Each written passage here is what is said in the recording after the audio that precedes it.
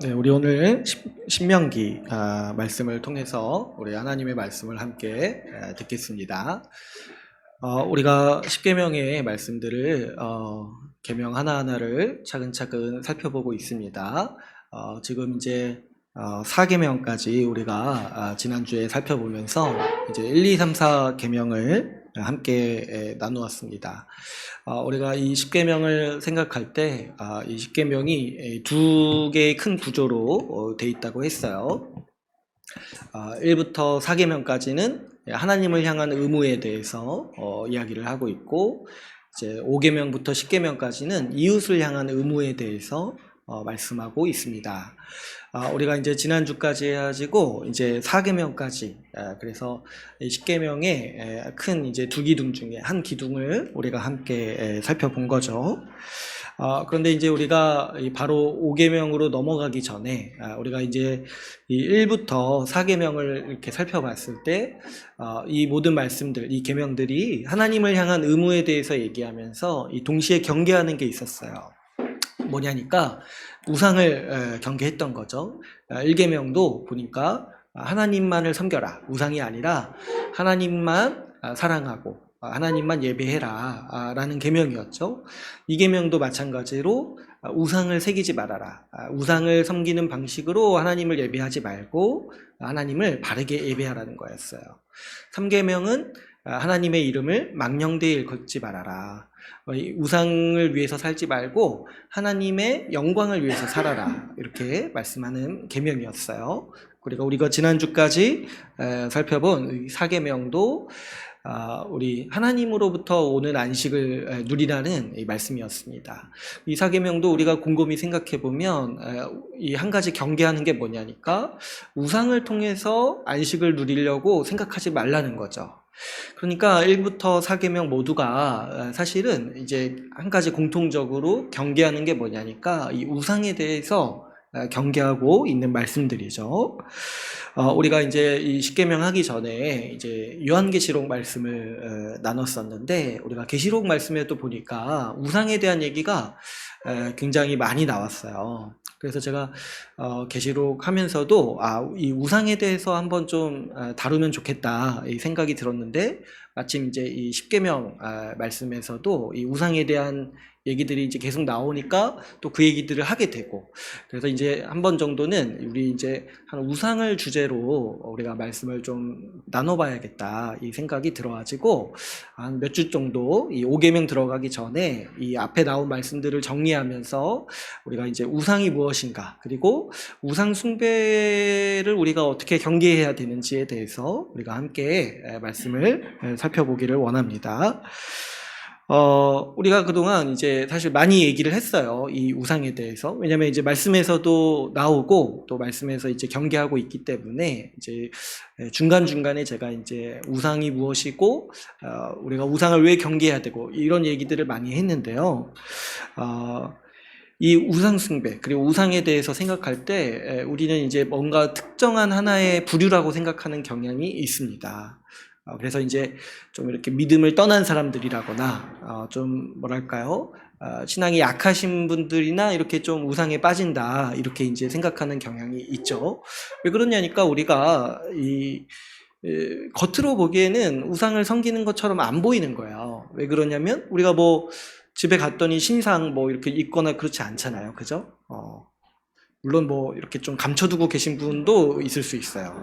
취향이 좀 근데 이제 우리가 뭐 이렇게 그런 식으로 우상을 섬기거나 그러지는 않고 어떻게 하냐니까 우리가 좀 우리 마음의 중심을 살펴봐야 하는 거예요. 그러니까 오늘날의 우상 숭배는 사실은 이제 노골적으로 드러난다기보다는 교묘한 거죠. 그래서 사실은 그 한 사람이 어떤 우상을 섬기는지는 이렇게 좀 단번에 알기가 어려워요. 단번에 알기가. 고대에는 이런 게 좀 쉬웠어요. 왜냐니까 고대에서는 자기가 섬기는 우상을 문신으로 새겼던 거예요. 그러니까 딱 보면은 이 사람은 누구를 섬기는구나 이런 게 이제 딱 나오는 거죠. 그래가지고 이제 이 구약의 말씀에서도 이제 하지 말라고 하시는 말씀이 뭐냐니까 그 당시 사람들이 이 우상을 섬기는 방식이었던 거예요. 그런 게. 근데 이제 요즘에는 이제 그런 게 없이 아주 이제 교묘하고 복잡한 어떤 사고 방식을 통해서 이제 우상 숭배를 가지고 있다 보니까 이게 이제 알아채기가 사실 쉽지 않은 거죠. 그래서 옆에서 좀 오래 본 사람이 좀 알 수 있고. 때로는 자기도 잘 몰라요. 자기도. 그래가지고, 오늘날에는 이제 굉장히 이 우상이 교묘하다. 그런데 이제 없다고 말할 수가 없다고 했습니다. 우리 인간의 마음이요, 우상을 만들어내는 공장이라고 했어요. 여러분, 사람은 5만 가지 것을 다 섬깁니다. 5만 가지 것을 다 신으로 만들어서 섬기고 예배해요. 제가 한번 말씀드렸죠? 현대인들이 이제 뭐 종교 같은 거 비웃고 그런 거 없다. 이렇게 딱 합리적인 어떤 생각을 가지고 살아간다고 하는데 정작 현대인들이 신이라고 부르는 대상을 보면은 뭐 온갖 것에 신을 갖다 붙여요. 그래가지고 뭐 하다못해 음식에도 신을 붙인다고 했죠. 요즘에 이제 가장 강력한 신 중에 하나가 그거라고 하던데 지름신. 지름신 한번 이제 오면은 못 버틴다고 하더라고요. 근데 어때요? 그 소비하는 그 자체도 신이라고 갖다 붙이는 거예요. 그러니까 사실 그런 것만 봐도 진짜 사람이 5만 가지를 다 섬기는구나. 그 5만 가지에 다 복종하는구나. 우리가 이런 생각을 가지고 살아간다는 거예요. 그러니까 우리도 이제 교회로 살아가고 신자로 살아간다고 하지만은 사실 이제 보면 우리도 수시로 이 우상들에게 영향을 받고 또 어떻습니까? 유혹을 받는다는 거예요. 그래가지고 우리가 뭐 이런 거 뭐 누가 교회 오래 다니고 또 뭐 이렇게 뭐 목회자고 아니고 이런 거 상관없습니다. 이런 게 상관없이 우리가 다 이제 우상이 많은 시대에 우리도 이미 살고 있는 것이고 또 나도 언제든지 지금도 혹시 모르고 언제든지 마음속에 우상을 마음속에 모시고 살고 있지 않은지를 우리가 잘 생각하고 분별해야 되는 거예요. 여러분 왜 이 우상이 교묘하게 우리 안에 들어올 수 있고 또 그것을 분별하기가 힘드냐니까 오늘날의 이 우상들이요 다 어디에 있냐니까 우리의 문화 가운데 있어요. 우리 문화 가운데 깃들어져 있고 그래서 우리가 매일마다 접하고 또 듣는 사고 방식이라든가 사람들의 가치관 속에 이 우상의 힘이 작용을 하고 있는 거죠. 그럴 수밖에 없죠, 여러분. 하나님을 모르는 사람들, 하나님을 믿지 않는 사람들이 만들어내는 문화의 그 근저에는 다 그 우상숭배적인 생각들과 그런 마음들이 다 있는 거예요. 하다못해 영화를 봐도, 뭐 드라마를 봐도 우리가 그 드라마나 영화를 아주 이렇게 진지하게 분석하다 보면은 그 이면에는 이 우상숭배적인 생각들이 다 있구나. 그리고 그것이 그럴 수밖에 없구나. 이 사람들이 하나님을 모르니까 그렇게밖에 생각할 수 없고 그렇게밖에 말할 수 없고 그렇게밖에 살 수밖에 없는 거예요. 그러니까 자연스러운 거죠. 그런데 이제 문제는 뭐냐니까 우리가 이제 문제인 거예요. 여러분 우리는 하나님 믿고 예수 믿고 우리 하나님이 우리를 다스리시고 우리를 주관하시고 우리 하나님으로부터만 안식이 온다라는 걸 믿고 살아가잖아요. 그런데 우리가 매일 아침에 일어나서 듣고 또 마주대하는 현실이 뭐냐니까 나보다 훨씬 더 많은 사람들이 우상을 섬기면서 살아가는 자연스러운 모습들을 우리가 보게 되는 거예요. 그러니까 우리가 매일마다 그런 것들을 자연스럽게 받아들여요. 자연스럽게. 왜냐하면 대다수가 이제 그렇게 살아가고 대다수가 그것을 문제 있다 여기지 않아요. 그런데 이제 우리한테는 이제 문제가 되는 거예요. 왜 그러냐니까 그 이면에는 우상을 섬기기 위해서 하는 사고방식들이 다 있기 때문인 거죠. 그래서 여러분 우리가 왜 오늘날 이 우상을 더 경계해야 되는 것이고 이 교묘한 것에 대해서 우리가 더 분별해야 되냐니까 우리가 날마다 호흡하고 살아 숨쉬는 이 문화 속에 우상이 깃들여져 있기 때문에 우리가 자칫 잘못하다가 우리가 이제 아무런 생각 없이 다른 사람 하는 대로 이렇게 똑같이 살다 보면은 우리도 의도하지는 않았지만은 어느샌가 우상을 섬기는 방식으로 우리 삶을 살아가게 되는 거죠. 그래서 하나님께서 이 십계명을 주신 목적도 우리가 처음에 나눌 때 어떻게 얘기를 했습니까? 이 이스라엘 백성이 이제 가나안 땅에 들어가서 살아야 되는데 가나안 땅에 살던 사람들이 있잖아요. 근데 그 사람들이 아주 굉장히 이 악한 우상숭배 문화를 가지고 있던 사람들이었던 거예요. 그래서 하나님이 그들의 문화와 그들의 삶의 방식, 그들의 규례를 본받지 말고 하나님의 규례를 따라라. 그래서 이제 십계명을 이렇게 주신 것이죠. 그러니까 여러분, 우리도 이 상황 가운데 있다는 것을 딱 인식해야 돼요. 여러분, 우리도 이 가나안 땅에 지금 살고 있는 거예요. 이 우상 숭배 문화권에서 살고 있는 거예요. 그런데 그 가운데서 우리의 이 사명이 뭐냐니까 우리는 그 가운데서 하나님의 계명을 가지고 하나님의 그 뜻을 가지고 살아가는 사람들인 것이죠. 그러니까 이제 우리가 이 하나님의 말씀과 계명을 가지고 우리가 거부해야 되는 문화가 무엇이고 우리가 따르지 말고 본받지 말아야 되는 이 세상의 모습이 무엇인지를 우리가 분별해야 하는 것이죠. 이게 안 되면은 이제 우리는 굉장히 힘든 거예요, 여러분. 정말 우리가 이거 없이, 이 분별함 없이, 아무 생각 없이 정말 다른 사람 하는 것처럼 살아가다가는 우리가 인생 끝에는 우상숭배자로 남을 수 있어요.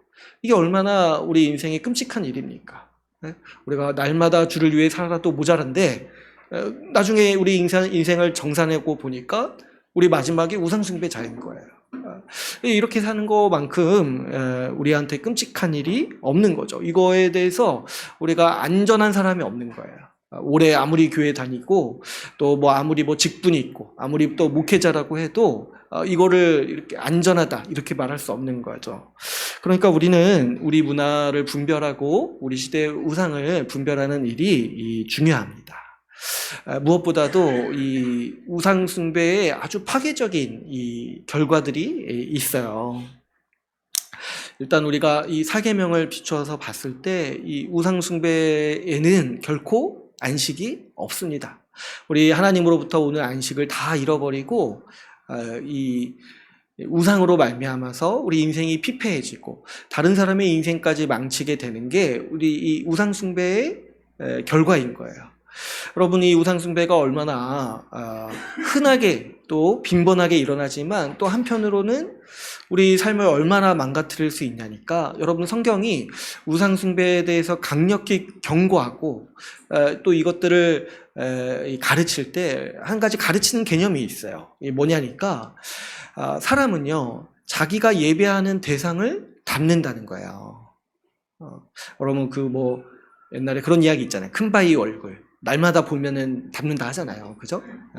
그래서 예전에 어르신들은 뭐 자기 자녀 뭐 이렇게 누구 닮게 하려고 날마다 뭐 사진 보고 뭐 그런 이야기 들어보신 적 있잖아요. 근데 여러분, 우리가 예배한다는 건 뭐냐면은 날마다 보는 거예요. 날마다 그 생각을 하는 거예요. 그 대상에 대해서. 그러니까 여러분, 우상을 예배하는 사람, 우상을 섬기는 사람은 결국에 뭡니까? 우상을 닮아가게 되는 거예요. 그래서 이제 성경에서 어떤 표현이 나오냐니까 우상을 숭배하는 사람들은 귀도 멀고 지각이 어두워진다는 거예요. 왜냐하면 실제로 우상이 귀가 없잖아요, 그죠? 아주 이게 재밌는 표현이에요. 귀도 없고 우상이 보면은 어리석잖아요. 그냥 나무 이렇게 하나 막대기 이렇게 세워놓고 있으니까 그거 숭배하는 사람은 이거 닮는다는 거예요.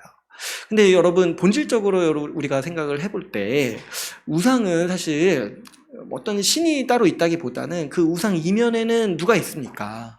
하나님을 대적하고 어떻게든 한 사람이라도 하나님의 백성에서 빼내오려고 하는 사단이 그 뒤에 있는 거예요. 그러니까 여러분, 모든 우상 숭배, 모든 우상 이면에는 사단이 있는 것인데 우리가 우상 숭배를 하러 할 때 어떻게 되냐니까 우리가 다 사단을 닮아간다는 거예요. 우상 숭배하는 사람들이.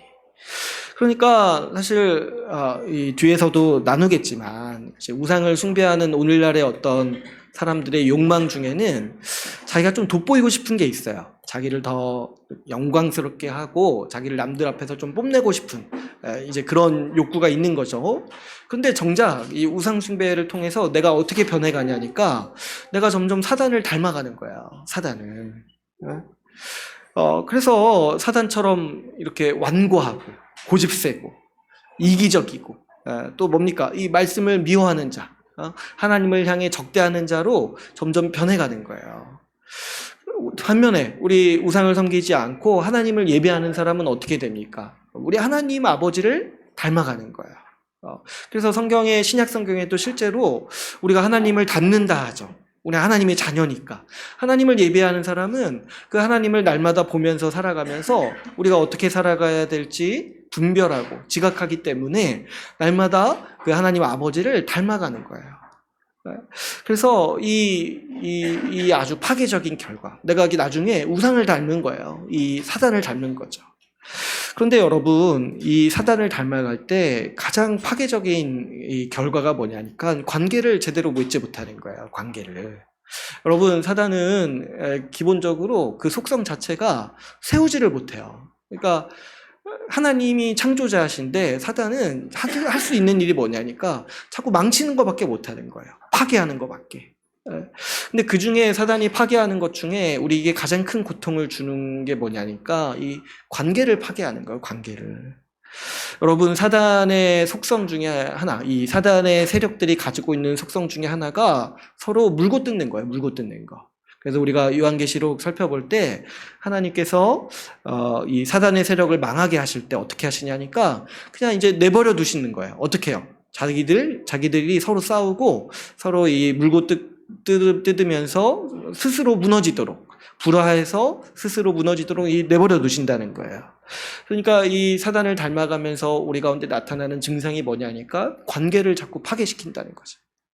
그래서 그 사단을 닮아가지고 진실하지가 않아. 거짓말을 많이 해. 그리고 또 어때요? 이기적이에요.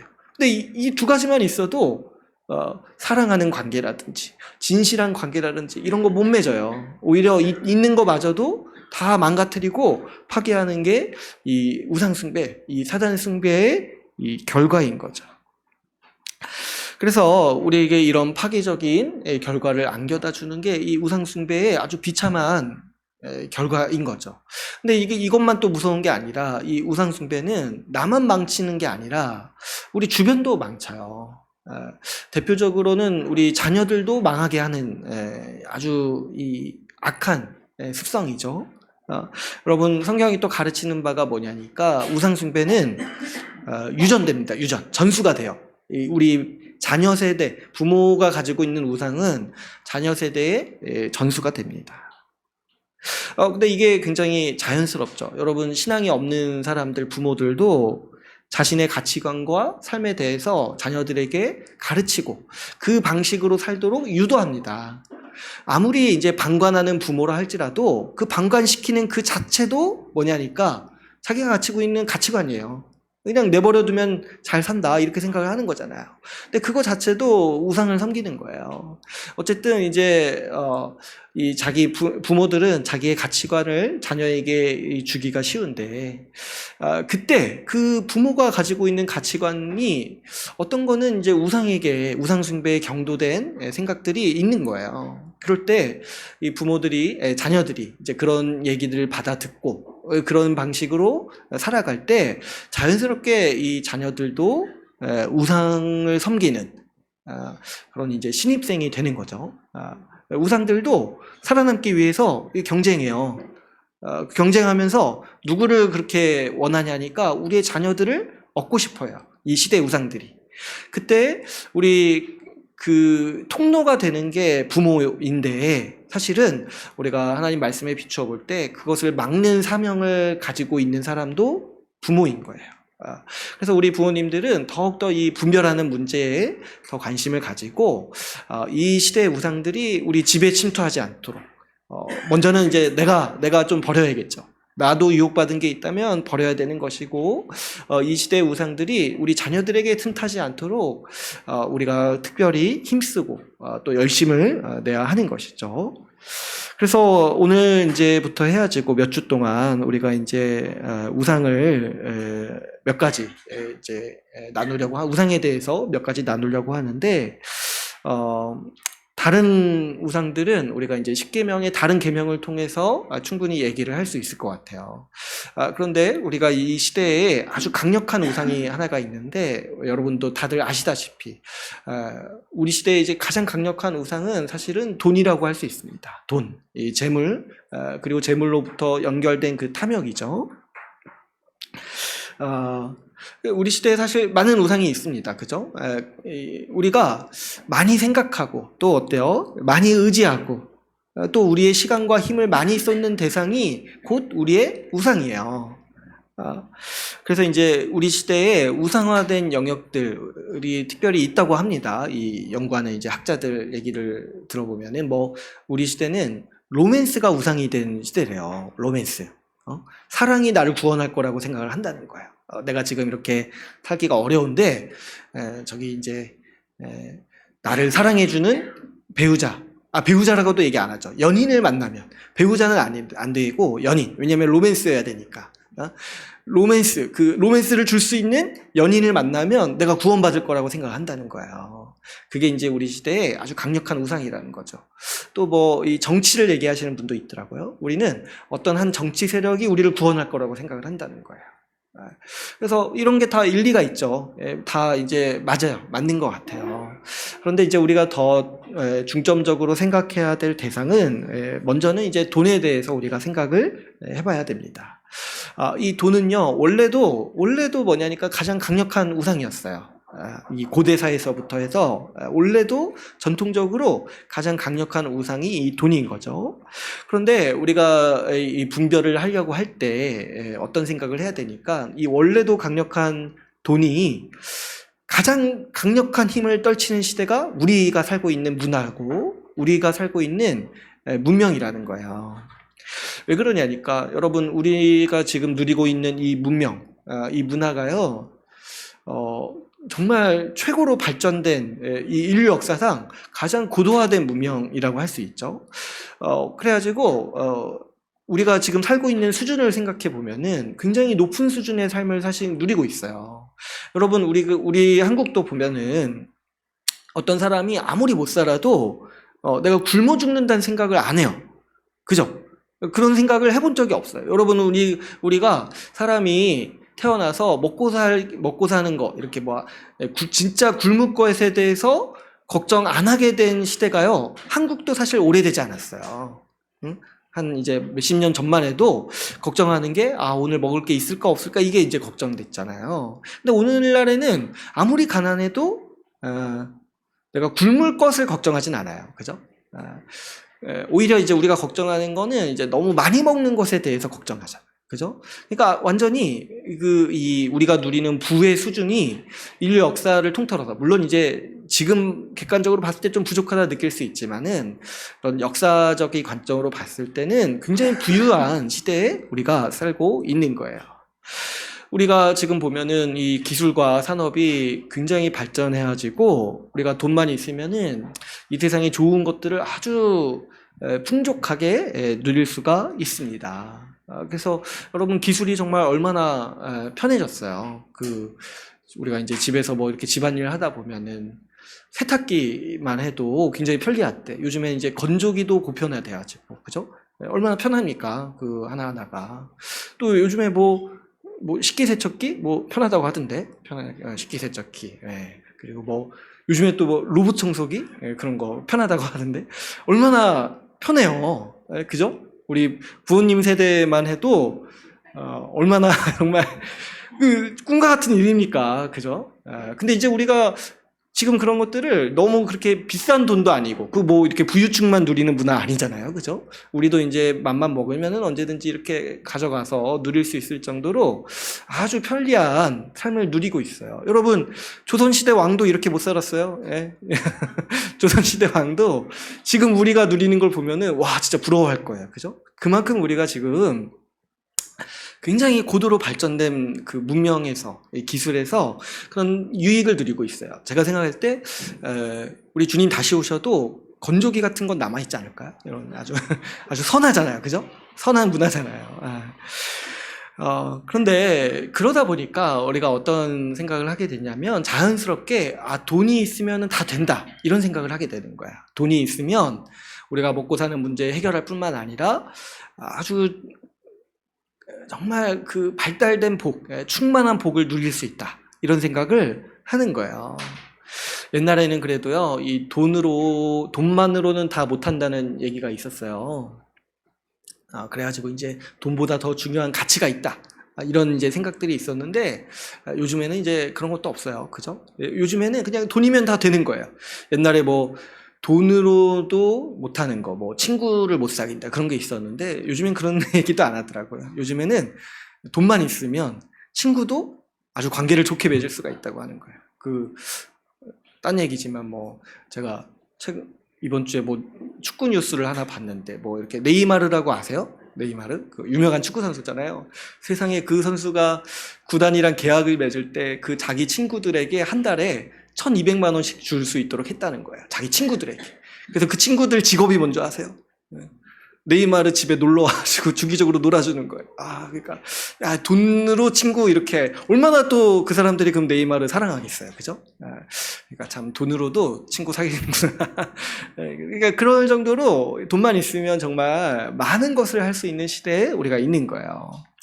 과거에는 여러분 이 돈보다 중요한 가치가 있다는 생각을 해가지고 어떤 생각을 했냐니까 돈이 수단이라는 의식이 있었어요. 그래도. 돈은 내가 뭔가 꿈이 있는데 그걸 이루기 위해서 필요한 수단인 거예요. 그래서 이제 예전에는 뭐 이렇게 꿈이 무엇이냐, 뭐 목표가 무엇이냐 물어볼 때 어떤 가치에 대해서 얘기를 했어요. 내가 이런 일을 하고 싶다. 이렇게 해가지고 뭔가 이루고 싶다. 이런 뭐 훌륭한 사람이 되고 싶다. 이런 생각을 했다는 거예요. 어린 애들도 그렇고. 그런데 이제 요즘에는 그런 게 아니죠. 요즘에 목표를 물어보면은 그냥 목표 자체가 돈 많이 벌고 싶다는 거예요. 돈 많이 벌고 싶다. 옛날에는 이렇게 얘기하는 사람이 없었어요. 왜냐하면 그게 좀 수치스럽다. 그러니까 좀 약간 덜 떨어진 생각이다 생각을 했거든요. 근데 요즘에는 그런 수치가 없어졌어요. 돈 많이 버는 게 권장할 만한 어떤 아주 존경할 만한 위치에 오르게 된 거예요. 그러니까 지금 근 몇십 년 사이에 이런 일이 일어나게 되는 거죠. 이 돈이 최고의 목표가 되고 돈이 최고의 가치가 돼버린 거야. 원래는 수단처럼 여겨졌는데 나 돈 많이 벌고 싶다. 그게 내 목표다. 이렇게 얘기했을 때 옆에서 그런 것들을 아주 좋다고 얘기해줘요. 목표가 확실하구나. 그런 걸 볼 때 우리 지금 문화 자체가 아주 돈을 얼마나 숭배하는 문화인지를 우리가 볼 수가 있는 거죠. 게다가 여러분 우리 산업의 중심이 지금 이제 금융으로 넘어가 있고 지금 또 이제 많이 바뀌고 있다고 하는데 지금 우리 원래는 제조업 중심의 문화였는데 우리 산업이 금융업 중심의 문화로 바뀌었어요. 그런데 여러분 생각을 해보면 제조업 중심 문화에서는 그래도 노동이 중요하다. 노동의 가치에 대해서 많이 얘기를 했어요. 땀 흘려 일해서 번 돈이 소중하다. 이런 얘기를 많이 했어요. 그런데 이제 이 금융산업의 특징이 뭐냐면은 쉽게 돈을 벌려고 해요. 쉽게. 그래가지고 이 금융산업이 발전하면서 얼마나 우리 사회가 금융화 됐냐니까 여러분 제가 이제 통계를 한 달 전에 본 게 있는데 그 미국의 그 하버드 대학의 졸업생들이 그 한때 대부분 졸업해가지고 뭐 90% 이상이 금융사에 들어갔다는 거예요. 그 전공 관계없이 다 그 정도로 지금 금융의 제국에서 우리가 살고 있는 거죠. 그러다 보니까 이 금융이 어떻습니까? 일해서 돈 버는 것보다 그냥 쉽게 자산을 투자해서 돈 버는 게 아주 효율적이고 쉽다고 생각을 하잖아요. 그러니까 이제 이런 어떤 땀 흘려 일해서 버는 돈의 가치라든가 이런 노동의 가치라든가 이런 것도 얘기하지 않고 그냥 이제 어떻게든 쉽게 돈 벌 수 있는 방법, 가장 효율적으로 그 돈을 벌려고 하는 그런 식의 이제 정서가 많이 자리 잡게 되는 거죠. 그러니까 이렇게 우리 사회, 우리 문명 자체가 굉장히 정말 돈 중심으로 돌아가고 있구나. 지금 뉴스에서 나오는 거의 모든 문제가 사실 그 원인을 생각해 보면 다 거의 돈 문제라고 얘기할 수 있을 정도로 우리가 정말 돈을 중심으로 생각하고 돈이 가장 중요하다고 여기는 그런 시대에 우리가 지금 살고 있는 거예요. 그래서 여러분 우리 믿지 않는 사람들이 하는 말들을 잘 한번 들어보시면 그 사람들이 얼마나 돈을 숭배하는지가 우리가 금세 볼 수가 있는 거예요. 여러분 우리가 이렇게 돈 중심으로 돌아가는 시대에서 한 가지 조심해야 되는 게 하나가 있어요. 그게 뭐냐면 우리는 마치 하나님이 없어도 먹고 사는 문제라든가 우리 인생을 누리는 문제에 있어서 하나님이 없어도 그게 다 된다라고 여기는 시대에 살고 있는 거예요. 여러분, 돈이라는 거는요, 유사 하나님이에요. 유사 하나님. 우리가 예전에는 먹고 살 길이 막막하고 또 가난했을 때 기도를 많이 했어요. 주님 도와주십시오. 기도를 많이 했어요. 근데 오늘날 사람들은 기도하지 않아요. 심지어 교회 다니시는 분들도 그렇게 안 해요. 왜 그러냐니까 지금 내 문제는 돈이 없는 문제라고 생각을 하는 거예요. 돈이 있으면 내 문제 해결할 수 있다고 생각을 하는 거예요. 그러니까 우리가 이렇게 생각을 하는 거죠. 교회 다니시는 분들도 죽어서 천국 가는 건 하나님이 해주시는데 이 땅에서 먹고 살고 이 땅에서 복을 누리는 문제는 돈이라는 신이 해결해줘야 된다라고 우리도 은연중에 생각하고 있을지 모른다는 거야. 여러분, 우리가 이 세상을 살아가기 위해서 내가 맨날 생각하는 게 돈 고민이라면, 돈에 대한 주제를 가지고 내가 맨날 얘기하고 생각하고 또 가만히 있어도 마음에 찾아오는 게 그 돈이라면은, 여러분, 우리도 이미 그 돈이라는 우상을 우리 마음에 두고 있다라고도 볼 수가 있는 것이죠. 그럴 때 여러분, 우리가 이 성경의 가르침으로 돌아와서 말씀이 이 돈에 대해서 어떻게 얘기하고 있는지를 우리가 주의해서 살펴볼 필요가 있습니다. 우리 생각 이상으로 성경은요, 돈에 대해서 굉장히 많이 말하고 있어요. 특별히 우리 예수님이 이 땅에 오셔서 가르친 말씀 중에 돈에 대한 가르침이 거의 한 3분의 1 정도가 될 정도로 굉장히 예수님도 돈에 대해서 많이 가르치셨어요.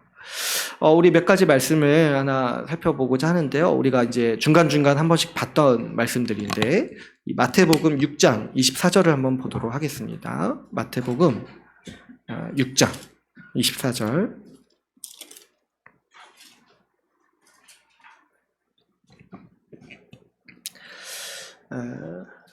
제가 읽을게요.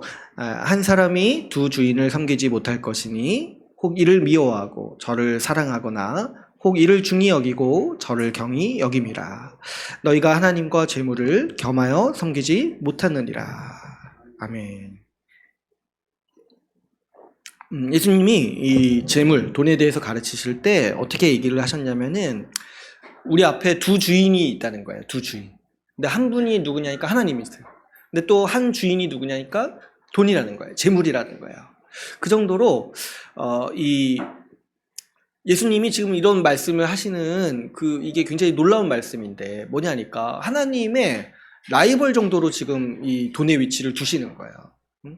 그러니까 하나님 아니면 돈을 섬기는 둘 중에 하나라는 거예요. 사람이 돈을 섬기면서 하나님을 경히 여기든가 아니면 하나님을 섬기면서 돈을 경히 여기든가, 이 두 가지 삶의 방식이 우리 사람에게 있다는 것이죠.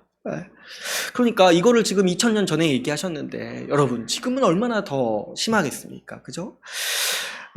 그랬을 때 여기서 이제 예수님이 재물이라는 단어를 사용하셨는데 이 재물이라는 단어가 이제 직접적으로 예수님은 맘몬이라는 단어를 쓰셨어요. 근데 이제 이 맘몬이라는 단어는 그 고대 신 중에 하나였어요. 신 중에. 이 재물을 관장하는 신 중에 하나였어요. 그러니까 지금 사실상 예수님은 이 세상에 두 신이 있다라고 이렇게 우리에게 지금 가르치시는 거예요. 실제로 이 신이 있는 건 아니지만은 우리를 사로잡는 우상으로서, 주인으로서 이 돈의 위치가 그만큼 강하다는 거예요. 그래서 사람이요, 하나님을 위해 살던가 돈을 위해 살던가 둘 중에 하나라는 거예요. 세상에 두 종류의 사람이 있다는 거예요. 여러분, 이 하나님을 위해 사는 사람이 있던가 돈을 위해 사는 사람이 있던가. 지금 예수님이 경계하시는 것 중에 또 하나는 뭐냐니까 여러분, 동시에 두 개를 할 수 있는 사람은 이 세상에 없다는 거예요. 하나님도 섬기면서 돈을 섬기는 사람은 이 세상에 없다는 거예요. 둘 중에 하나만 한다는 거예요. 그래서 여러분, 우리가 분별할 때 자기 자신에 대해서 분별을 해야 돼요. 이거는 누가 옆에서 얘기해 줄 수가 없어요. 왜냐하면 굉장히 교묘한 일이고 또 이거를 들을 때 굉장히 힘들어해요. 누구도 여러분, 교회 다니시는 분들은 특히 내가 우상을 섬기고 있다 그렇게 받아들이지 않고 그렇게 생각하지 않죠. 근데 옆에서 너 돈을 섬기는 것 같다 이렇게 얘기하면은 당연히 다 거부하고 받아들이지 않는 거죠. 화도 나는 거예요. 그런데 이거는 정말 자기가 분별해야 돼요. 자기가 하나님 앞에 서서 분별해야 돼요. 내 인생의 방향과 내 인생의 자원을 딱 생각을 해볼 때 내가 지금 마음의 중심이 어디 있는가 생각을 해보세요. 내가 정말 주를 위해서 살고 있는가? 아니면 돈을 위해서 살고 있는가? 둘 중에 하나라는 거예요. 내가 주를 위해서 살고 있는 것 같지 않으세요? 그렇다면은 반드시 무엇을 위해서 산다는 거예요, 사람은. 근데 그 주인이 누구냐니까 돈이 될 확률이 크다는 거죠. 우리 현대인들에게는. 그래서 여러분, 우리가 이런 것들을 우리 사람은 항상 복잡하게 만들고 싶어요. 나를 정당화하고 내 문제를 드러내지 않기 위해서 그지, 이 돈을 사랑하지 않아. 내가 돈을 위해서 살지 않아. 이렇게 말하고 싶어 할 수가 있어요. 그런데 사실 이거를 가장 명확히 분별하는 건 뭐냐니까 내가 정말 주를 위해 살고 있는지를 보는 거예요. 이렇게 살지 않으면은 우리의 이 자원과 우리의 신경이 우상에게 가 있을 확률이 크다는 거죠. 그래서 여러분 1계명이 뭐였어요? 우리 10계명에서 1계명이 내 마음과 뜻과 힘을 다해서 오직 하나님을 사랑하라는 거야. 이게 나뉠 수가 없다는 거예요, 사람은. 이게 나뉜다는 것 자체가 뭐예요? 우리가 이미 거기에 마음이 가 있고 우리가 우상에게 마음을 주고 있다라는 이 반증이 된다는 거죠. 여러분, 우리가 이 돈 문제를 다 가볍게 생각할 수 없어요. 우리 다 일을 하고 있고 우리가 먹고 살기 위해서 삶을 지탱하기 위해서 일을 하잖아요. 다 돈을 벌고 있는데 이게 왜 버는가를 잘 생각해야 돼요. 왜 벌고 있는가? 정말 주를 위해 살려고 돈을 버는가? 아니면 어떤 사람들은 그냥 돈이 목적이에요. 돈 자체를 얻기 위해서 그 돈을 더 불리기 위해서 일을 해요. 근데 이거는 확실히 우상숭배죠. 근데 약간 애매모호한 경우가 어떠냐니까 내가 돈을 버는데 나는 돈 욕심이 없어요. 근데 나를 먹여 살리고 내 가족을 먹여 살리기 위해서 내가 돈을 번다. 얘기를 하는 거예요. 근데 여러분 잘 생각해 보시면 이것도 우상숭배일 수 있어요. 왜 그러냐니까 자기 가족을 위해서 돈 번다는 것도 결국에는 그 이기심에 지나지 않을 때가 있는 거예요. 주를 위해서 돈을 벌려고 하는 게 아니라 모든 목적이 주님을 향해서 우리가 살려고 하고 우리 힘을 내려고 하는 게 아니라 결국에는 내가 먹고 살기 위해서 내 가족을 부양하기 위해서 이것만을 위해서만 돈을 번다고 생각을 한다라면 이것도 그 확장된 이기심에 지나지 않을 수가 있다는 거예요. 물론 선한 일이에요. 선한 일이지만 우리가 신자로서 생각을 해볼 때 여러분 우리가 기본적으로 믿는 게 뭐냐면 우리 주님이 책임져 주신다는 거예요. 그죠? 우리 주님이 우리 먹고 살 거 책임져 주신다는 거예요. 우리 주님이 그래서 말씀하시는 게 뭐냐면 먹을 거 입을 거 어디서 살지 그런 거 걱정하지 말고 너는 주의 나라와 의를 위해서 살아라. 이렇게 말씀을 하신 거예요. 그래서 여러분 우리가 이것도 잘 한번 생각해 보셔야 돼요. 우리 요즘에는 물론 자기 가족을 부양하기 위해서 열심히 일하는 것도 이 세상 사람들이 잘 안 해야지고 참 악하죠. 이것도 안 해야지고 이것만 해도 굉장히 선해 보이는 효과가 있어요. 그런데 사실은 우리 하나님 말씀에 비추어 볼 때 그것도 우리의 중심을 잘 살펴보면 그것만이 내 인생의 전부라면은 그것도 여전히 확장된 이기심에 지나지 않는다. 우리가 잘 생각해 볼 때 우리가 주를 위해서 살지 않는다라면은 우리의 마음은 항상 우상에게 나뉘어져 있다라는 것을 우리가 분별할 수 있어야 하는 거죠. 여러분 이런 말씀들이 어떤 분들은 잘 와닿지 않을 수도 있어요. 왜 그러냐니까 이렇게 살아가는 게 우리 사는 삶에서는 굉장히 자연스러워요. 누가 그런 것들을 악하다고 얘기하냐는 거예요. 먹고 살기 위해서 돈 벌고, 또 이렇게 책임지려고 돈 버는 거, 누가 그거 안 좋다, 이렇게 하냐는 거예요. 또 어때요? 돈 벌어서 내가 내 마음대로 쓰고, 이런 것들에 대해서 누가 뭐라고 하냐는 거예요. 오히려 그런 얘기하는 사람이 이상하죠. 그런데 제가 지금 그런 얘기를 하고 있는 거예요. 어떻게 보면. 그래서 이게 좀 이상하게 들리실 수 있어요. 자기가 자기 돈 벌어서 자기가 쓰는 거, 그리고 자기가 그 돈을 축적하는 거는 요즘 시대에서 굉장히 권장되는 선이에요. 그러나 우리가 하나님 말씀에 비춰볼 때 그 마음의 중심에 우상이 있을 수 있다는 가능성에 대해서 여러분 생각해야 돼요. 이것을 우리가 자기 자신을 인식하고 발견하는 일은 굉장히 힘듭니다. 한 목사님이 그런 얘기를 하신 걸 제가 책으로 봤는데 우리는 보통 이 탐욕이라든가 돈을 벌기 위해서 애쓰는 거 그리고 과도하게 하나님이 아니라 돈을 숭배하는 이런 태도를 문제라고 생각하지 않는다는 거예요.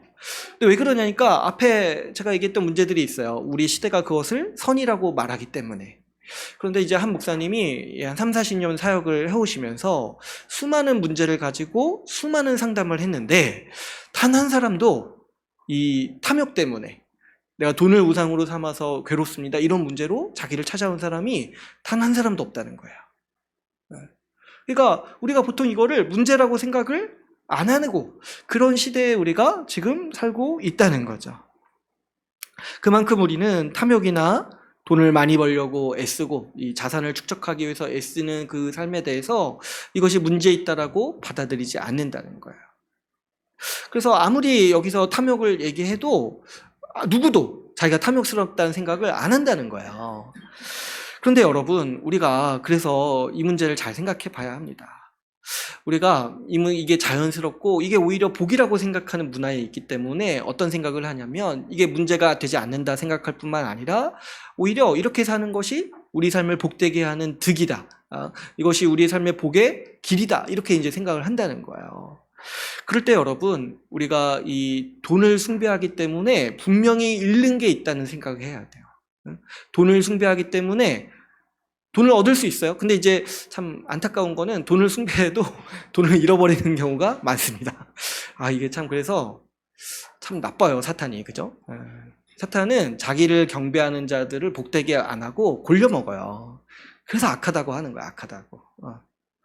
아무튼 그런데 뭐냐니까, 여러분, 우리가 돈을 숭배하기 때문에 얻는 유익도 있을 수 있어요.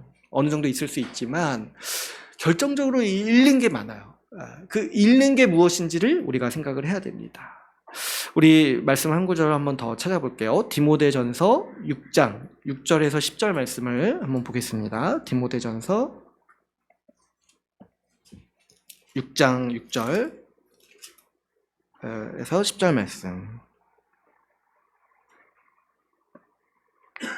우리 같이 함께 읽을게요. 시작.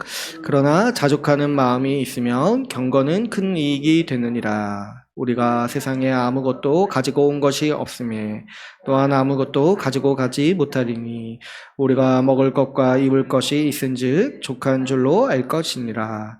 부하려 하는 자들은 시험과 올무와 여러 가지 어리석고 해로운 욕심에 떨어지나니 곧 사람으로 파멸과 멸망에 빠지게 하는 것이라. 돈을 사랑함이 일만하게 뿌리가 되나니 이것을 탐내는 자들은 미혹을 받아 믿음에서 떠나 많은 근심으로써 자기를 찔렀도다. 아멘. 여러분, 우리가 돈을 사랑할 때, 돈이라는 우상을 나도 모르는 사이에 섬길 때 잃는 것이 분명히 있습니다. 그 중에 이제 9절에서, 디모데전서 6장 9절에서 어떤 걸 얘기를 하냐니까요. 돈을 사랑하려 하기 때문에 그 인생이 뭐로 가득 차 있냐니까 시험과 올무, 함정과 여러 가지 어리석고 해로운 욕심에 그 인생이 떨어진다는 거예요. 우리 사계명에 비추어서 말하면 평강이 없는 거예요. 평강이. 뭔가 돈 때문에 누리는 어떤 편안함은 있을 수 있어요. 근데 여러분, 편한 것과 평강은 달라요. 우리 육신이 편해도 이렇게 정서적으로 괴로울 수 있어요. 그래서 우리 평강을 얻지 못한다는 거죠. 믿음이 자라지 못하고 계속해서 거꾸러지는 거예요. 이 돈 욕심 때문에 결정적인 순간에 꺾지를 못하는 거죠. 또 게다가 10절에서는 어떻게 얘기합니까? 돈을 사랑함이 일만 악의 뿌리가 된다. 그러니까 이 돈을 사랑하는 중심이 얼마나 근원적인 마음이냐니까 이것 때문에 1만 개 정도의 죄를 범할 수 있는 토대가 된다는 거예요. 그러니까 살면서 여러분, 돈 사랑하는 거 하나 때문에 1만 악의 근원을 가지고 살아가는 거예요. 이게 얼마나 치명적이겠습니까? 마치 우리가 안에 암세포가 있어가지고 그 암이 온 전신에 전이 되듯이 그렇게 살아가는 거예요. 그러니까 그로 말미암아서 평안도 잃어버리고 결국에 어떻게 된다는 거예요? 믿음을 떠난다는 거예요. 믿음을 떠난다는 거예요. 이게 이제 가장 치명적이죠. 돈을 사랑하다 보니까 그 탐욕을 제어하지 못하고 이 마음 그대로 가져가다 보니까 가장 치명적인 건 뭐냐면 하나님을 떠난다는 거예요. 여러분, 오늘날도 딱 그 생각을 하셔야 돼요. 오늘날 사람들이 배교라고 말하지 않고 믿음을 떠나는 거, 안 나오고, 교회 안 나오고 이 믿음을 떠나고 잃어버리는 가장 큰 원인은 돈 때문에 그런 거예요. 돈 때문에. 예. 그래서 여러분 우리가 이 생각을 해야 됩니다. 돈을 사랑하기 때문에 잃어버리는 거는 우리 삶의 평강을 잃어버리고 하나님으로부터 오는 기쁨도 잃어버리고 그러다 결국에는 하나님을 버리는 위치까지 가게 되는 것이 우리가 탐욕과 그 돈을 사랑하는 마음을 그대로 품고 살 때 가지게 되는 이 결과인 거죠. 그러므로 여러분 우리가 이것을 경계해야 하는 것이고 여기에 대해서 누구도 안심하면 안 된다는 거예요. 그래서 내가 정말 돈을 사랑하는지 지금 돈을 우상으로 삼고 있지 않은지를 우리가 잘 경계해야 하는 것이죠. 여러분 우리가 돈을 사랑할 때 나타나는 몇 가지 증상이 있습니다. 먼저 이렇게 보시면 우리가 돈을 사랑할 때 자연스럽게 우리 마음의 중심에 탐욕이 생겨요. 탐욕이. 그래서 이걸 가지고 여러분들이 우리가 스스로 잘 분별해야 돼요. 이거는 누가 옆에서 말해주기, 앞에서도 제가 말했지만 굉장히 힘들어요. 또 딱 지나가다가 요즘에 좀 탐욕스러운 것 같다? 이렇게 어떻게 말합니까? 이거는 자기가 아는 거예요, 자기가. 그리고 이 탐욕이라는 게 사실 눈으로 드러나기도 하지만 안 드러나기도 해요. 여러분, 돈 많다고 다 탐욕이 있는 게 아니에요. 그죠? 어떤 사람은 돈이 없는데도 탐욕이 있어요. 그러니까 이거를 누가 말해주기가 굉장히 어렵습니다. 정말 사랑해야 하기 때문에 정말 싸울 거 각오하고 말하는 거 아닌 이상은 그렇게 하기가 힘들어요. 자기가 분별해야 돼요. 자기가 스스로 내가 위험할 수 있구나 이거 깨닫고 내가 혹시 탐욕스럽지 않은지를 잘 구별해야 하는 거예요. 여러분 돈을 사랑하는 사람이 걸리는 저주가 하나가 있어요. 뭐 여러 가지가 있지만 그중에 가장 큰 저주가 이 탐욕이에요. 탐욕은 이 돈을 사랑하기 때문에 나타나는 증상이기도 하지만 저주이기도 해요. 왜 그러냐니까 탐욕이 있다는 것 자체가 만족을 모른다는 거예요. 만족을. 여러분 우리 디모데전서 말씀에서 돈을 사랑하는 태도 경계하면서 권장하는 태도가 뭐냐니까 자족이에요. 자족. 자족하라. 만족하라. 먹을 거 입을 거 있으면은 만족하게 여기면서 살으라는 거예요. 근데 이 돈을 사랑하는 사람은 죽었다 깨나도 못하는 게 뭐예요? 만족을 못해요. 항상 그래서 새 것을 찾아요. 뭐 하나 이렇게 샀다가 한 일주일 지나면 실증 내고 또 다른 걸 찾아요. 그래서 끊임없이 지름신을 쫓아서 예배하는 거예요. 그리고 지름신이 없으면은 또 지름신을 찾아요. 뭔가 나를 이렇게 꽂히게 할 만한 게 뭐가 없는지. 이렇게 계속해서 살아가는 거예요. 왜 그러냐니까 이 저주에 빠진 거죠. 게다가 여러분 이 탐욕은요 어떤 면에서 저주냐니까 여기 이 성경에 보면은 어리석게 만들다고 하죠. 어리석게 만든다. 어리석게 만들어요, 사람을. 그래서 여러분,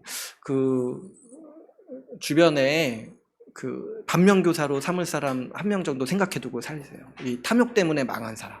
뭐냐니까, 자제해야 돼요, 여러분. 어느 순간 우리는. 그죠? 돈을 아무리 버는 사람도 자제할 때가 있어요. 근데, 그거를 주체를 못 하는 게 뭐야?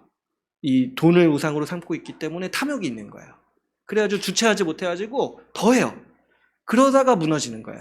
여러분 하나님께서 그 죄인을 심판하시는 것 중에 하나가 이게 내버려 두시는 게 있다고 했잖아요. 특별히 돈을 사랑하는 사람을 무너뜨리게 하실 때 어떻게 하시냐니까 그 탐욕을 마음껏 부리도록 내버려 두시는 거예요. 그러다가 무너지게 만드시는 거죠. 요한계시록에도 그런 이제 이야기들이 있는데 여러분 그 역대 제국들이 그 다른 나라의 침략에 의해서 무너진 제국보다 스스로 무너진 제국이 많아요. 왜 그러냐니까 자기의 탐욕을 주체하지 못해가지고. 로마 제국이 대표적이에요. 여러분 로마 제국이 사실 스스로 무너졌어요. 스스로. 자기 그 부와 탐욕을 주체하지 못해가지고 과도하게 사치 부리고 낭비하다가 무너진 거예요. 그걸 제국이요 제어를 못하는 거예요. 지금 우리가 누리는 지금 문명도 마찬가지예요, 여러분. 지금 세계 경제가 심상치 않잖아요. 왜 그러냐니까 탐욕 때문에 그래요. 탐욕으로 돈 찍어내서 경제 부양하느라 이제 한계에 도달했다는 거예요. 그러니까 이 탐욕을 제어하지 못하는 게 이 우상의 아주 큰 어리석음이에요. 그래가지고 여러분 우리는 이 탐욕을 경계해야 됩니다. 이 탐욕 유사품으로 뭐가 같이 생기냐면은 이기심이 발생해요. 이기심이. 여러분 탐욕과 이기심은요 이 동전의 양면이라고 할 수 있어요. 돈이 많아도요 탐욕이 없는 사람이 있어요. 이런 분들은 잘 베풉니다. 그래가지고 예전에 그런 얘기들 많이 있었어요. 아주 선한 부자, 그래서 이 공동체에 대한 책임이 있어가지고 돈이 많은데 베풀기를 잘하는 거예요. 그래가지고 세금을 더 많이 내고, 또 어떤 부자는 어떤 한 지역의 도시에 전기세를 자기가 그냥 다 내주겠다고 선언하는 거예요. 그 정도로 이제 사회에 이바지하고 공헌하는 거예요. 제가 그 빌 게이츠 얘기 많이 하잖아요. 근데 그분이 어떤 얘기를 했냐면, 자기가 이렇게 부자가 된 게 다른 사람의 도움이 없었으면 안 된다는 생각이 있다는 거예요. 그 세상에 발전하지 않았으면 내가 이렇게 돈을 못 번다는 생각이 있어가지고 남은 인생을 좀 기여하면서 살고 싶다, 이런 얘기를 한다는 거예요. 근데 여러분, 오늘날에는요 그런 사람들이 굉장히 드뭅니다. 이 돈을 사랑하고 탐욕에 눈먼 사람들이요 베풀지를 않는 거예요. 어떻게든 저기 세금도 안 내려고 하고, 그 제가 어디서 봤는데 그 우리나라 고액 채무자들 대부분이 강남에 살고 있다고 하죠. 그 사람들이 돈이 없어서 안 내는 게 아니라 탐욕 때문에 안 내는 거예요. 탐욕 때문에. 그러니까 여러분, 우리가 혹시 내 마음의 중심에 이 탐욕과 이기심, 좀 나만 이렇게 먹고 살려고 하는 마음이 조금이라도 들어왔을 때 빨리 이렇게 우리가 경계해야 하는 것이죠. 그 다음에 우리가 돈을 우상으로 삼을 때 나타나는 증상이 또 뭐가 있냐니까 교만함이 있어요, 여러분. 그쵸, 여러분, 갑자기 돈을 많이 가진 사람들을 보면은 보통 교만해요. 왜 그러냐니까, 그 많은 돈을 갑자기 얻었는데 그 돈을 어떻게 다뤄야 되는지 그 윤리라든지 그 생각이 개발된 적이 없어가지고 이 교만하고 금세 이제 또 어리석게 행동하게 되는 것이죠. 이 교만은 사실 사단적 속성이에요. 사단적 속성. 이거 하나 들어오면요, 이 말씀이 들어오지 않는 거예요, 귀에. 거의 모든 우상들의 이 공통적인 증상이기도 합니다. 이 교만. 그리고 또 이 돈은 또 현대사회에 굉장히 중요한 가치로 여겨지기 때문에 내가 돈이 많다는 생각 딱 하나 들어오면 이 교만도 같이 따라 들어오는 거예요. 그런데 여러분, 이 교만을 내가 언제 알아챌 수 있냐면은 이 다른 사람을 내가 어떻게 대하는지를 보면은 이 교만을 알아챌 수가 있어요. 내가 다른 사람을 차별하거나 무시하는 태도가 딱 들어왔을 때 내가 지금 교만하구나 딱 생각을 해야 돼요. 그죠? 우리 지금 이제 요즘 사회에서 누가 제일 교만하겠습니까? 자기가 돈이 남들보다 좀 더 많다라고 생각하는 사람. 아예 많은 사람은 그런 생각도 안 해요. 그죠? 아예 많은 사람은 그런 생각도 안 하는데, 이런 이제 약간 졸부, 갑자기 돈이 많아진 사람. 이런 사람들이 어떤 생각을 하냐면, 자기가 좀 다른 사람보다 더 낫다고 생각을 해요. 우리 한국 사회는 귀족사회, 어떤 계급사회가 아니잖아요. 근데 나름대로 자기가 계급이 있다고 생각하는 거예요. 그래가지고 자기보다 생활 수준이 낮은 사람이랑 어울리지 않으려고 생각을 한다는 거예요. 그래서 뭐 그런 얘기 많이 하죠. 뭐 아이들도 이렇게 같은 아파트에서 있는 아이들만 교제하려고 하고, 또 뭐 이렇게, 그래서 막 차별을 하는 거예요. 그래가지고 5만 가지 차별을 다 하죠. 그래서 뭐 부모 생활 수준에 따라서 차별하고, 뭐 이렇게 뭐 다문화 가정이라고 차별하고. 최근에 뭐 기사 하나 있었는데, 뭐 부모님들이 근데 그 소설인 것 같아요. 이거 말이 안 되는 것 같은데, 부모님들이 같은 학교 자녀들 등기부 등본을 떼본다는 거예요. 그래가지고 전세인지 자가인지 확인해가지고 이제 자가인 집 아이들만 어울려서 놀도록 한다는 거예요. 근데 이거 소설이죠. 누가 진짜 이렇게 하겠어요? 진짜요? 참. 진짜 이러면은 진짜 이건 너무. 근데 진짜 어떻게 그렇게 정신이 가난할까?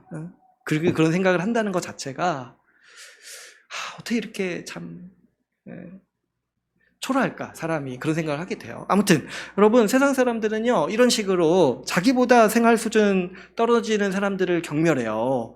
뭐 때문에요? 돈 조금 많다고. 그러니까 이 교만이요 아주 이렇게 쉽게 자리 잡기 쉬운 통로를 열어주는 거예요. 근데 참 얼마나 어리석은지 모르겠어요. 여러분, 우리는요 그런 사람들을 경멸해야 돼요. 그런 사람들을 정말 하찮다고 생각해야 돼. 얼마나 정신이 가난하면은 자기 인생에서 내세울 게 집 한 채밖에 없는 거예요.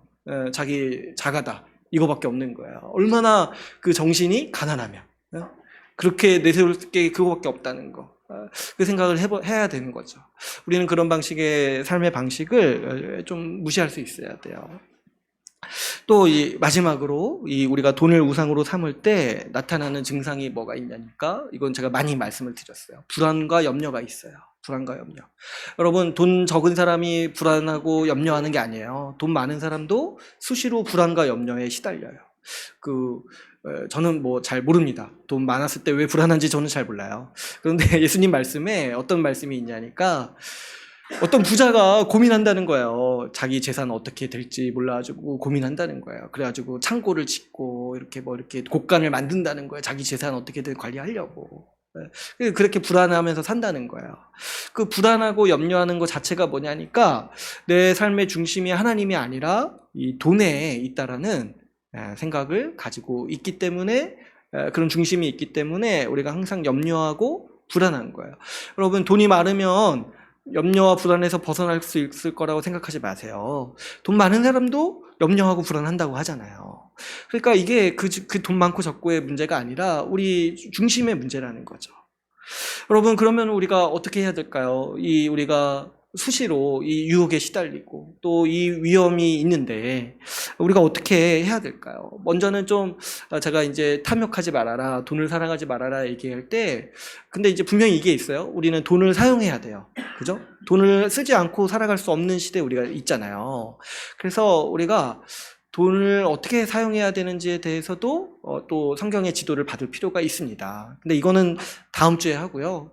오늘은 좀 먼저 우리가 근본적으로 뭘 해야 되냐니까. 여러분, 우리는 이 돈이라는 우상을 경계하고 대처하기 위해서 우리는 근본적으로 우리 주님을 믿어야 됩니다. 우리 믿음이 중요한 거예요. 우리 이 돈이라는 우상을 경계하기 위해서 우리 역사적으로도 그렇고 학자분들이 가장 강력한 본문이라고 얘기하는 구절이 있어요. 우리 말씀을 마지막으로 하나만 찾아볼게요. 우리 누가복음 19장 1절에서 10절 말씀이 있습니다. 누가복음 19장 1절에서 10절 말씀.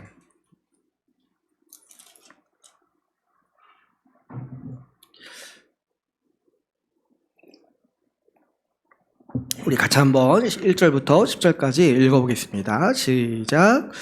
예수께서 여리고로 들어가 지나가시더라. 삭개오라 이름하는 자가 있으니 세리장이요 또한 부자라.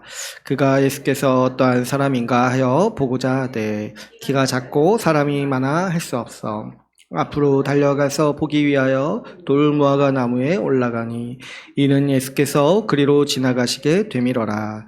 예수께서 그곳에 이르사 쳐다보시고 이르시되 삭개오야 속히 내려오라. 내가 오늘 내 집에 유하여야 하겠다 하시니 급히 내려와 즐거워하며 영접하거늘 무사람이 보고 수군거려 이르되 저가 저희네 집에 유하러 들어갔도다 하더라. 삭개오가 서서 주께 여짜오되 주여 보시옵소서 내 소유의 절반을 가난한 자들에게 주겠사오며 만일 누구의 것을 속여 빼앗은 일이 있으면 내 갑절이나 갚겠나이다. 예수께서 이르시되 오늘 구원이 이 집에 이르렀으니 이 사람도 아브라함의 자손이미로다. 인자가 온 것은 잃어버린 자를 찾아 구원하려 함이니라. 아멘. 네, 우리가 많이 아시는 이 본문이죠. 이 세리장 이 삭개오의 이야기인데요. 이 삭개오는요, 죄인이었습니다. 아예 이 세리라는 직업 자체가 그 당시 죄인의 대명사였어요. 그러니까 그 죄인을 얘기할 때 어떤 식의 표현을 또 했냐니까 이 세리와 창녀들 이렇게 말할 정도로 죄인의 대명사였어요. 여기서도 예수님이 삭개오의 집에 가신다고 하니까 사람들이 7절에서 보시면 이렇게 얘기하죠. 왜 죄인의 집에 들어가느냐 이렇게 이제 얘기를 합니다. 왜 세리가 죄인의 대명사가 됐냐니까 그 당시는 이제 로마 제국 아래서 이 이스라엘이 있었기 때문에 로마에 바치는 세금을 거둘 사람을 모집을 했던 거예요. 근데 이 세리들이 어떻게 했냐니까 이 정해진 세금만 걷는 게 아니라 더 걷는 거죠. 더 걷어가지고 그 더 걷는 분량은 자신의 수입으로 삼고 이 나머지는 로마로 보내고. 근데 이제 로마도 그걸 용인해 줬다는 거예요. 왜냐하면 세리들에게 월급을 따로 안 주고 그냥 그렇게 해서 자기 수입으로 삼으라고 이렇게 용인을 해줬던 거죠. 그러니까 이 세리는 굉장히 심각한 죄인이었어요. 그러니까 불법으로 돈을 버는 사람인데 그 불법도 그 당시 같은 동족들 등쳐먹는 거잖아요. 그러니까 또 굉장히 괘씸했죠. 그 민족의 배반자인 거야. 우리나라도 그 친일 일제 때 그 사람들이 일제 순사보다 친일파들을 더 무서워하고 싫어했다고 하죠. 왜냐하면 더 심하게 수탈하니까. 그러니까 이 사람들이 그런 위치에 있던 사람들이에요. 게다가 이 이스라엘 백성들의 신앙을 생각해 보면 이 세리들은 하나님을 떠난 사람이에요. 왜 그러냐니까 지금 이스라엘 국가를 위해서 살아야 되는 게 유대인들의 이 신학이에요. 유대인들의 이 하나님 나라가 이 이스라엘에 임한다고 생각을 하니까. 그러니까 이스라엘을 배반하면 안 되는데 지금 이 세리들은 어떻습니까? 지금 로마를 위해서 일하고 있는 거예요. 이스라엘을 지배하고 있는. 그러니까 이 하나님을 향해 소망도 없고 신앙을 떠난 사람 이렇게 이제 생각을 하는 거죠. 그래가지고 그 당시 사람들은 아주 격렬하고 싫어했습니다. 근데 이제 이 삭개오는 어떤 사람이냐니까 세리인데 그 중에서도 장이에요, 장. 그러니까 다른 세리들을 격려하고 막 이렇게 컨설턴트 해주고 이렇게 막 더 열심히 살았던 사람이에요. 다른 세리보다. 그러면서 또 어떤 사람이라고 얘기를 하냐면 부자라고 얘기를 합니다. 그러니까 이 삭개오는요, 기본적으로 사람이 아주 돈에 미쳐 있는 사람인 거죠. 돈을 얻기 위해서 다른 거 물불 안 가리고 다 희생하면서 살았던 사람이에요. 이 사람이 지금 자신이 욕먹는 거 신경 안 쓰는 거잖아요. 다른 사람이 자기 욕하는 거 신경 안 쓰면서 돈 벌기 위해서 살았던 거잖아요. 뭐 하나님도 신경 안 썼죠. 지금 이스라엘의 회복을 위해서 사는 게 아니라 지금 자기 자신만을 위해서 이렇게 민족을 배반하는 일이든지 자기 어렸을 때부터 배운 말씀을 배반하는 일이든지 이런 거 아랑곳하지 않고 다 했던 거예요. 그래서 사실 이 삭개오라는 사람을 봤을 때 여러분 이 사람이 사실 예수님에 관심을 안 갖는 게 맞아요. 그죠? 예수님께 관심을 가지 않는 사람일 확률이 굉장히 크죠. 그런데요, 오늘 말씀의 본문에서 보니까 그런 그도 채워지지 않았던 갈급함이 있었던 것 같아요. 부자고 그 부자가 되기 위해서 다 버리고 마침내 얻을 걸 얻었는데도 뭔가 하나 너무 공허한 거예요. 다른 사람이 자기 욕한다고 해서 그거 아랑곳했던 사람이 아닌데도 뭔가 이제 공허한 거예요. 만족이 없었던 거예요. 그런데 예수님이 온다는 소식을 듣고, 근데 그 예수님이 어떤 분이라는 소문을 들은 거예요. 메시아다, 구원자다 라는 소문을 들은 거예요.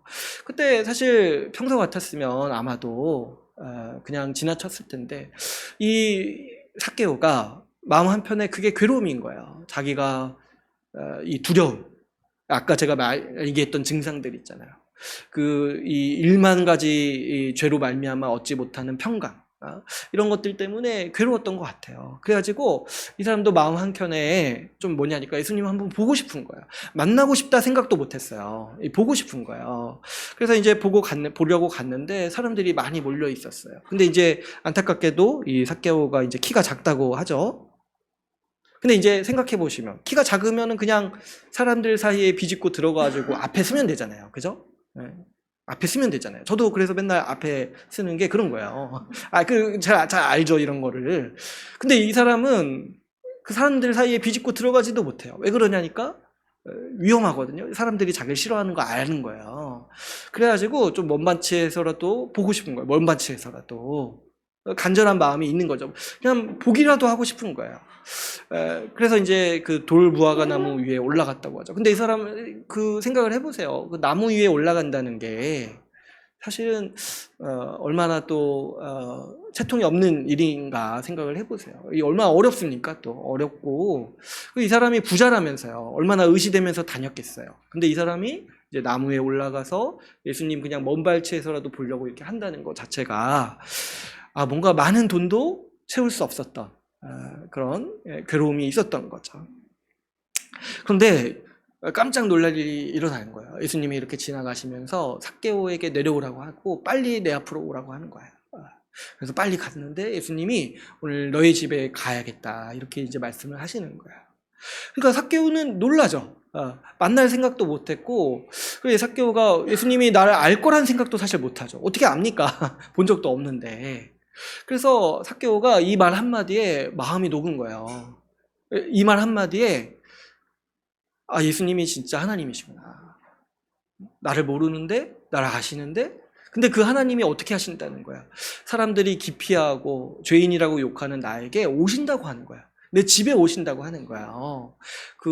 여러분, 유대인들 문화 중에 집으로 초대하는 문화가요, 하나가 있는데, 아무나 집에 초대하고 가지 않아요. 그래서 여기서 보면은 예수님이 죄인의 집에 간다고 사람들이 욕하잖아요. 왜 그러냐니까, 유대인들이 집으로 초대한다는 건 거의 가족과 같은 의미로 받아들이는 거예요. 그래가지고, 이 삭개오가 예수님이 자기 집에 가겠다고 하는 걸 보고 깜짝 놀라는 거예요. 자기 집에 아무도 안 와요. 응? 죄인들밖에 안 와요. 죄인들 누구냐니까 세리들밖에 안 와요.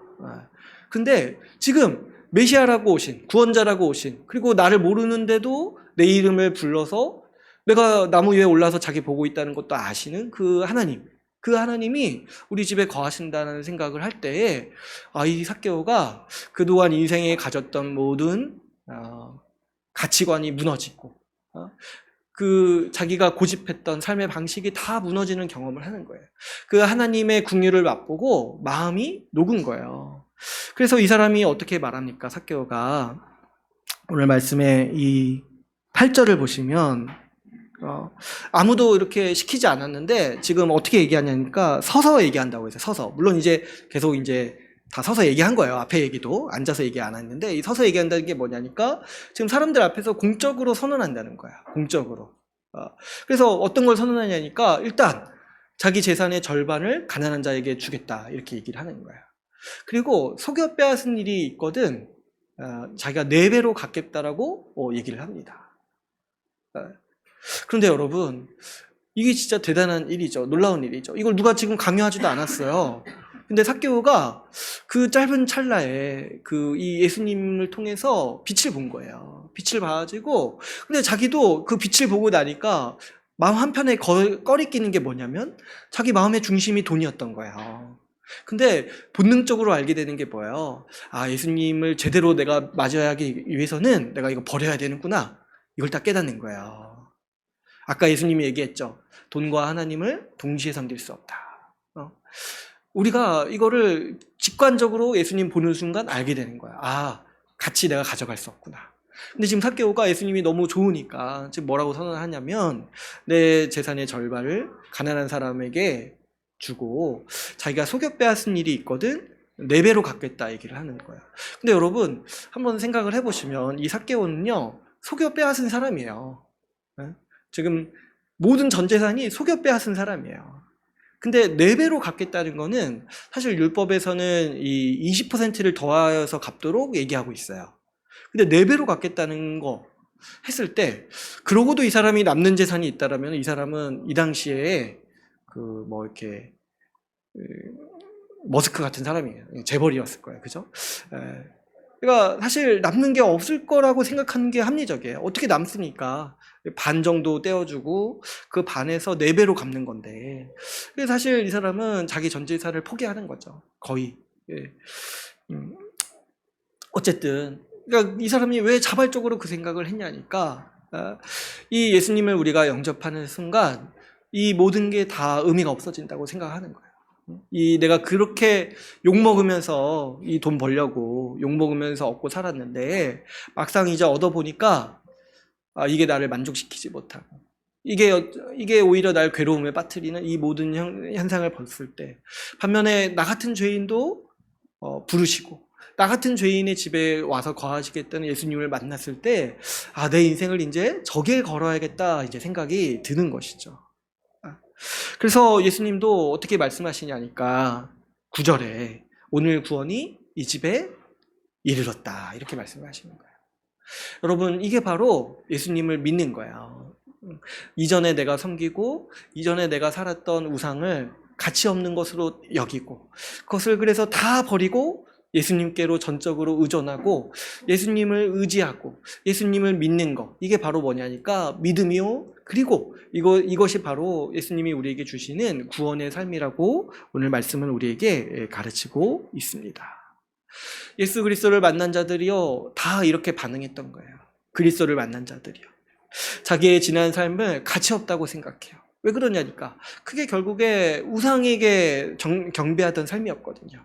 자기가 뭐 열심히 살아왔고 그것을 얻었고, 그래서 뭔가 다른 사람에게서 뭔가 존경받는 위치에 있었고 어떤 많은 성과를 이뤘더라도 주님 앞에 서서 보니까 그게 너무 가치 없어지는 거예요. 그래서 사도 바울도 어떤 표현을 했습니까? 내가 이전에 즐기고 내가 이전에 추구하던 그것들을 그리스도로 인하여서 다 배설물처럼 여긴다는 거예요. 그러니까 버리는 거예요. 그러니까 그게 정말 싫어지는 거예요. 그 삶에 그거 얻기 위해서 자기 삶을 이렇게 했던 거, 투자했던 거, 그거 얻기 위해서 어떻게든 이렇게 욕심과 이 탐욕에 쩌들어서 살았던 모든 삶들이 다 미워지는 거예요. 그래서 버리는 거죠. 버리고 어떻게 합니까? 우리 주 예수 그리스도를 끌어안는 거예요. 왜 그렇습니까? 여러분, 이걸 누가 시켜서 하는 게 아니에요. 예수 십자가 복음이 나에게 만족 준다는 것을 경험했기 때문에. 예수 십자가 복음이 나에게 만족 주고 평강 주고 나를 살리고 나를 행복하게 만들고 나를 복되게 만든다는 걸 경험하고 나니까 딱 깨닫게 되는 거죠. 이제 더 이상 이런 거 필요 없구나. 오히려 이런 것들 때문에 내가 더 못 사는구나 라고 딱 판단이 서니까 이 삭개오처럼, 그리고 회심했던 수많은 사람들처럼 우리는 이전 삶을 다 버리게 되는 것이죠. 여러분, 제가 아까 그래서 이 말씀을 왜 나누자고 했냐면, 우리가 어떻게 우상의 문제를 극복할 것인가 생각을 했을 때, 여러분, 가장 강력하고 가장 근본적인 해법이 뭐냐니까 예수님을 믿는 거야. 예수님 믿을 때 이 세상의 다른 기쁨이나 다른 만족이 가치 없어 보이고 그것이 날 채우지 못한다는 게 극명하게 드러나는 것이죠. 예수님의 선하심과 긍휼하심을 맛본 사람에게는 그 우상의 무가치함이 단번에 다 파악이 되는 거예요. 그래서 여러분, 우리는 항상 예수 그리스도를 믿고 예수 그리스도를 맛보아야 돼요. 이 변화를요, 우리 신학의 선배들은 맛을 잃는 것으로 표현을 했어요. 맛을 잃는 거. 여러분, 임신하신 분들이 입맛이 바뀌잖아요. 그래서 옛날에 즐겨 먹었던 거 아주 역겹게 여기잖아요. 그런 것처럼. 저도 장염 걸리니까 약간 임신한 증상들이 좀 있더라고요. 매운 음식 찾게 되고 막 이렇게 역하게 여기고 맛이 바뀌는 거예요. 옛날에 즐겨 먹었던 음식인데 어느 순간 그거 먹고 배탈 걸리니까 그렇잖아요. 예전에 굴 먹고 체하신 분들은 다시는 안 쳐다본다고 하잖아요. 아주 독해야지고. 그런 것처럼 우상 숭배하면서 쌓아온 인생의 그 도끼를 맛본 사람이 다시는 쳐다보지 않는 거예요. 뭐 때문에? 우리 주 예수 그리스도 안에서 발견하는 그 평강과 그 복 때문에 다시는 쳐다보지 않고 그런 것들을 다 버리고 그리스도만을 쫓아서 살아가는 인생이 되었다는 거죠. 여러분, 오직 우리 주님만이 우리에게 안식을 주시는 분입니다. 우리 주님에게만이 우리 삶의 만족과 기쁨이 있습니다. 그러므로 여러분, 우린 착각하지 말아야 돼요. 이 세상 최고의 복과 만족은 우상, 돈이 아니라 우리 예수님으로부터만 옵니다. 성경이 오늘 우리에게 강력히 경고하는 것은 두 가지를 동시에 얻을 수 없다는 거예요. 우리 예수 그리스도 안에 있는 평강을 얻기 위해서 우리는 매 순간 매일마다 이 우상을 저버리고 예수 그리스도를 믿고 살아 하는 것이 마땅합니다. 이제 오늘 말씀을 맺겠습니다. 오늘은 우리가 우상 중에 특별히 돈을 주의하고 경계하라는 말씀을 함께 나누었습니다. 우리는 이 돈이 나를 복되게 하고 나를 존귀하게 할 것이라는 이 세상의 유혹을 극복해야 됩니다. 우리는 오히려 이렇게 생각을 해야 돼요. 이 돈을 사랑하는 마음 때문에 내가 점점 더 추악해져 간다고 생각해야 돼요. 반면에 우리 주님을 예배하고 섬김으로 우리는 안식과 만족을 누립니다. 그뿐만 아니죠. 우리 주님을 예배할 때 우리는 주님과 같이 영광스럽고 존귀한 모습을 더 닮아가는 거예요. 날마다 우리 주님 바라보고 주님을 의지할수록 우리 안에는 주님과 같은 인격이 자라고 주님의 그 영광의 광채처럼 우리 얼굴에 그 영광의 광채가 자라가는 거예요. 여러분, 신실하게 살아가는 사람의 얼굴을 보세요. 빛이 있어요. 하나님의 영광이 있어요. 우리가 그것을 본받고 그것을 얻기 위해서 살아가야 마땅한 것이죠. 주님으로 만족하면서 우리 주님이 주시는 안식을 누리는 우리 주의 나라가 교회가 되기를 간절히 소망합니다. 오늘 말씀을 마치고 같이 함께 기도하는 시간을 갖도록 하겠습니다.